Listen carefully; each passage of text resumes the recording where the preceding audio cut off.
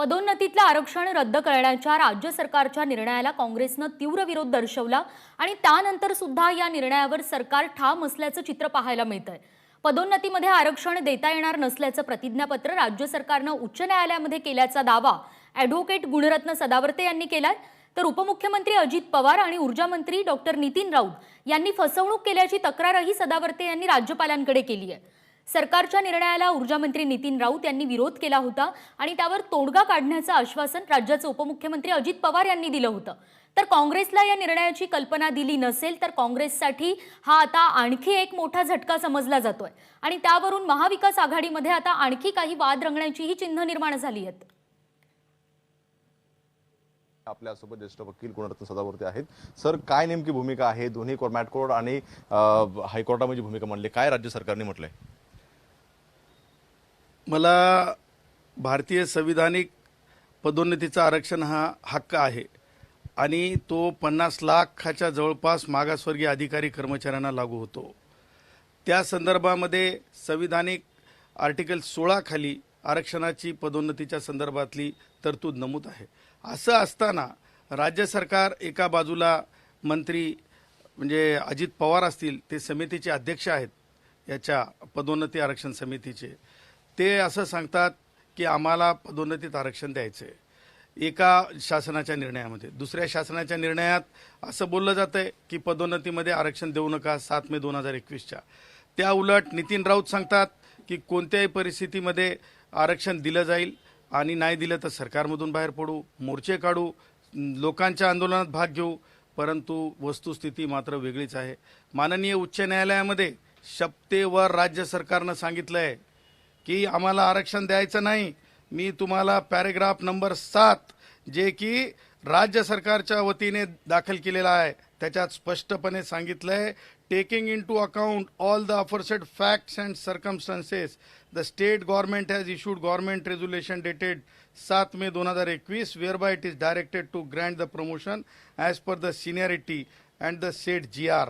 आता मला सांगा, 7 मे 2021ला स्पष्टपणे तुम्ही पदोन्नतीतलं आरक्षण देऊ नका असा शासन निर्णय करता आणि शपथेवर राज्य सरकार सांगत आहे उच्च न्यायालयामध्ये की आम्हाला आरक्षण द्यायचं नाही, 7 मे प्रमाणे जनरल सिनियरिटी प्रमाणे द्यायचं। ही कत्तल आहे मागासवर्गीयांच्या पदोन्नतीच्या आरक्षणाची। हे दिसता अत्याचार आहे आणि एकतर तुम्ही लोकांमध्ये खोटं बोलता किंवा शपथेवर तुम्ही माननीय न्यायालयात खोटं बोलता आणि तुम्ही मंत्री म्हणून शपथ घेताना असं अभिप्रेत नाही आहे, हे लक्षात ठेवलं पाहिजे।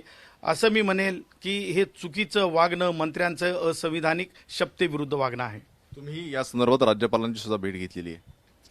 लक्षात घ्या, या महाराष्ट्रामध्ये विशिष्ट समाजाला मुक्त स्वातंत्र्य दिलं म्हणजे तुम्ही कोल्हापूरमध्ये खासदार संभाजी यांच्या नेतृत्वाखाली मोर्चे काढा किंवा म्हणजे नाशिकमध्ये मोर्चे काढा, त्यांना प्रोटेक्शन, लोकप्रतिनिधी बंधनं असताना जाऊन तिथे भाषणं करणार। परंतु मागासवर्गीयांच्या बाबतीमध्ये लक्षात घ्या की संविधानिक हक्क असताना, अनडिस्प्युटेड सर्वोच्च न्यायालयाने निर्णय दिला असताना एकतर मागासवर्गीयांना मोर्चेही काढायचे नाही आणि संविधानिक हक्कासंदर्भात तुम्ही लोकांमध्ये येऊन खोटं बोलायचं आणि हे खोटारडेपण आम्ही माननीय राज्यपाल महोदयांना आम्ही दाखवलं। आम्ही माननीय राज्यपाल महोदयांना सांगितलं की मंत्री असं खोटं कसं बोलू शकतात लोकांमध्ये जाऊन, आणि मंत्री एकतर मग खोटं ॲफिडेव्हिट तरी कसं सादर करू शकतात, दोन्हीतून एक खोटं आहे।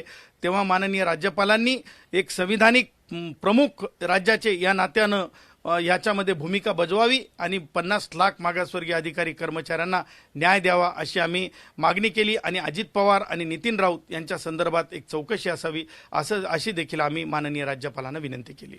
अनेकांना अपेक्षा होती की हायकोर्टातल्या निकालाप्रमाणे जे आहे ते काहीतरी दिलासा मिळू शकेल, मात्र राज्य सरकारची भूमिका पाहिल्यानंतर पदोन्नतीमधील आरक्षण नाही हे स्पष्ट झाले का? माननीय सर्वोच्च न्यायालयाचे 2 निवाडे आहेत।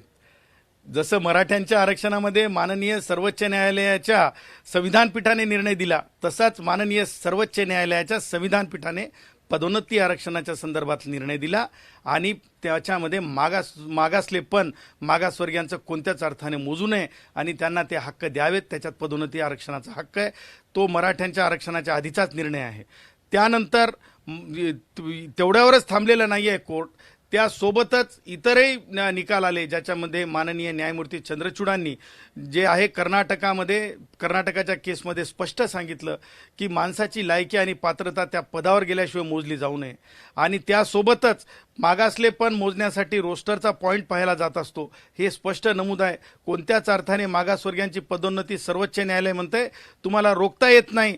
मोदींचं सरकार म्हणतंय, मोदींच्या सरकारने भारतामध्ये पदोन्नतीतलं आरक्षण देणं चालू केलेलं आहे. मोदींच्या सरकारने विद्यमान उद्धव सरकारला पत्र लिहिलंय, पत्र, आणि सांगितलंय की आम्ही पदोन्नतीत आरक्षण देत आहोत, तुम्ही सुद्धा पदोन्नतीत आरक्षण द्या. हा कसा काय कधीचं पत्र आहे हे? पत्र माननीय सर्वोच्च न्यायालयाच्या निर्णयाच्या नंतरचं पत्र आहे की तुम्ही ह्या पत्रानुसार आम्ही देत आहोत, तुम्ही सुद्धा पदोन्नती आरक्षण द्या. अहो, हे कोणतं सेक्युलरिझम आहे?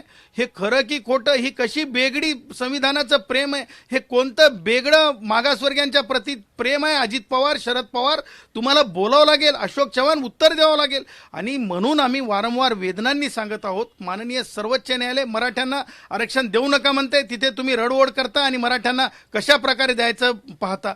आणि मागासवर्गीयांच्या पदोन्नतीच्या आरक्षणाच्या प्रति संविधान पीठमध्ये आरक्षण द्या, आणि तुम्ही मात्र कसं देता येणार नाही याची व्यवस्था पाहता. 7 मे 2021चा GR हा तुम्ही मागासवर्गीय विरोधी आहात हे स्पष्ट करून जात आहे. सरकारचं वागणं बरं नव्हं. आता पुढे ही लढाई कशी होणार आहे? माननीय सर्वोच्च न्यायालयामध्ये आम्ही आणि माननीय उच्च न्यायालयामध्ये आम्ही ही बाजू आमची मांडत आहोत. सरकार वारंवार उघडं पडत आहे, वारंवार माननीय न्यायालय विचारत आहे. तुम्हाला सांगायला आनंद होईल की मागच्या 2 दिवसाच्या आधी जी सुनावणी झाली त्याच्यामध्ये मी माननीय न्यायालयाला विनंती केली आणि उच्च न्यायालयाने ती विनंती आमची मान्य केली. अजित पवारांपासून ते सगळ्या मंत्र्यांना नोटीस काढलेल्या आहेत. आणि मी असं म्हणालो उच्च न्यायालयामध्ये की छडी उच्च न्यायालयाचीच सरकारला समजते आणि एकूण पदोन्नती आरक्षणाच्या विरोधात गँग तयार झालेली आहे. आणि त्यामुळं सरकारला आम्ही वारंवार संविधानिकदृष्ट्या उघडं पडत आहोत. आणि ही लढाई म्हणजे जिंकणे हारण्याची नाही, तर ही लढाई आम्ही असं म्हणतो की संविधानिक म्हणजे तत्वांची आहे. आणि मराठ्यांसारख्या जिंकण्या हरण्याची लढाई मागासले नसले तरी त्यांना देण्यासाठीची लढाई नाही, तर ही संविधानिक तत्वानुसार मिळालेल्या आरक्षणाची लढाई आहे. हे सरकारला मी रोखठोकपणे, उद्धवजींना मी रोखठोकपणे आपल्या माध्यमातून सांगत आहे. अगदी पाहता आपण राज्य सरकारच्या 2 भूमिका पाहायला मिळतात. एकतर लोकांमध्ये किंवा माध्यमांसमोरची एक भूमिका आहे, न्यायालयामध्ये दुसरी भूमिका पाहायला मिळत असल्याचं गुणरत्न सदावर्ते यांनी म्हटलेलं आहे. कॅमेरामन अजित उतरकर सर, राजू सोने, एबीपी माझा, मुंबई. एबीपी माझा, उघडा डोळे बघा नीट.